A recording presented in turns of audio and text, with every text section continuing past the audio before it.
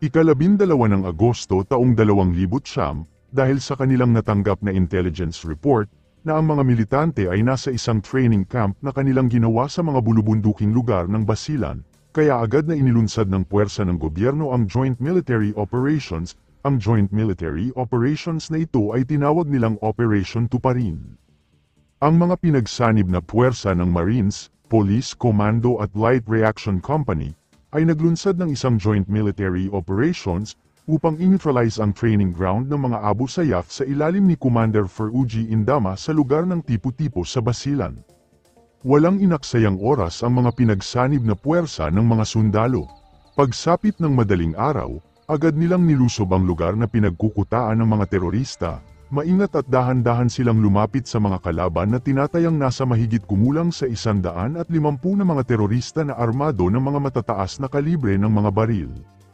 At wala silang sinayang na oras, agad pumwesto ang tropa sa pangunguna ni Lieutenant Evangelista. Maingat ang galaw ng mga sundalo, nagmamatsyag at binabasa ang galaw ng mga kalaban, at dahan-dahan silang lumalapit hanggang sa makadikit na sila, at sumiklab na ang mainit na labanan. Sa kainitan ng bakbakan ay napag-alaman nila na ang mga grupo ng mga Marines ay napin down ng mga papatakas na mga terorista, at marami sa mga ito ang sugatan at may mga casualty na rin, at nangangailangan sila ng reinforcement.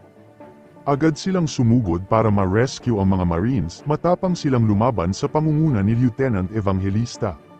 Hanggang sa malapitan nila ang mga napin down na Marines. Walang tigil ang palitan ng putok ng magkabilang panig, mas lamang ang mga terorista sa dami at lakas ng mga armas, pero hindi yun sagabal para kay Lieutenant Evangelista, kahit siya ay sugatan na. Ipinakita pa rin niya ang kanyang pagiging team leader, habang ang mga sugatan ay isa-isa nilang inilikas.